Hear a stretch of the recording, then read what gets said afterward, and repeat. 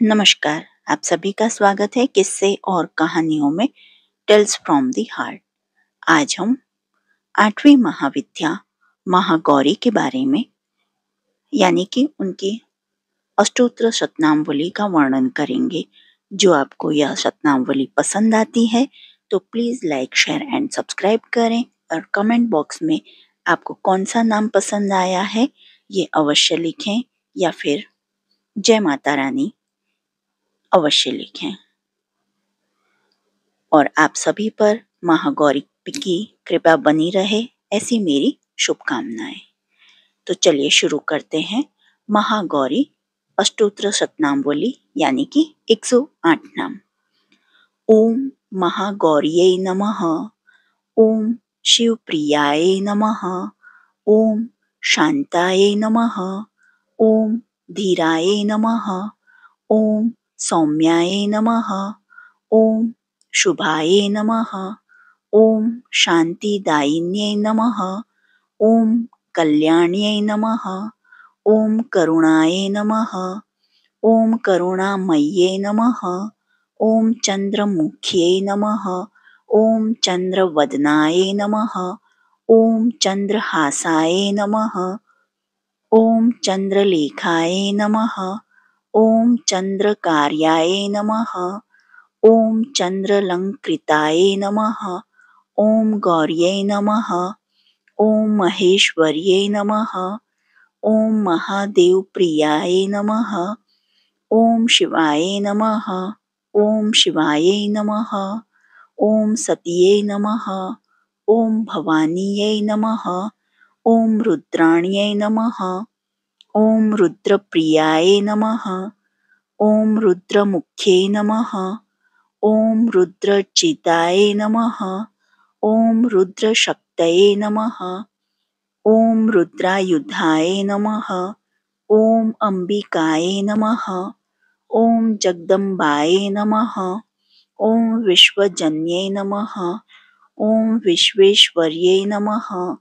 ओम विश्वात्मिकाय नमः। ओम विश्वेश्वरप्रियाय नमः। ओम अन्नपूर्णाय नमः। ओम अन्नदाय नमः। ओम सुखदाय नमः। ओम मोक्षदायिन्यै नमः।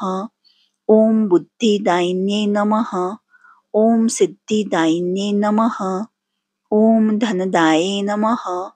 ओम धान्यदाय नमः। ओम आरोग्यदायिन्यै नमः। ओम कामदायिन्यै नमः। ओम कल्याणकारिण्यै नमः। ओम संकटमोचिन्यै नमः। ओम पापशिन्यै नमः। माफ कीजिएगा। ओम पापनाशिन्यै नमः। ओम दुःखनाशिन्यै नमः।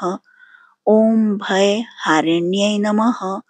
ओम रोगहारिण्यै नमः। ओम शोकनाशिन्यै नमः।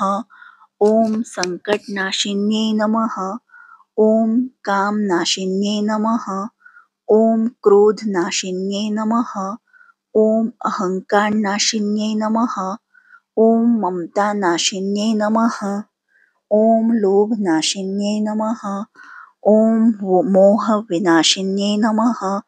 ओम अज्ञाननाशिन्यै नमः। ओम अंधकारनाशिन्यै नमः। ओम आलस्यनाशिन्यै नमः। ओम विषयनाशिन्यै नमः। ओम पातकनाशिन्यै नमः। ओम दुर्गानाशिन्यै नमः। ओम दैत्यनाशिन्यै नमः। ओम राक्षसनाशिन्यै नमः। ओम आसुरनाशिन्यै नमः। ओम पिशाचनाशिन्यै नमः। ओम भूतप्रेतनाशिन्यै नमः। ओम ग्रह दोष निवारिण्यै नमः। ओम कालदोष निवारिण्यै नमः। ओम पितृदोष निवारिण्यै नमः। ओम शाप निवारिण्यै नमः। ओम भय विनाशिन्यै नमः। ओम सर्वदोष निवारिण्यै नमः। ओम दुर्गत्य युद्ध दारिण्यै नमः। ओम दुःखहरिण्यै नमः। ओम अन्नदायित्र्यै नमः। ओम रक्षाकर्यै नमः। ओम शरणागत वत्सलाय नमः। ओम भक्तप्रियाय नमः। ओम भक्तवत्सलाय नमः। ओम भक्तरक्षिण्यै नमः। ओम भक्तपालिन्यै नमः। ओम भक्तशरण्यै नमः। ओम करुणामूर्ते नमः। ओम दयामूर्तये नमः।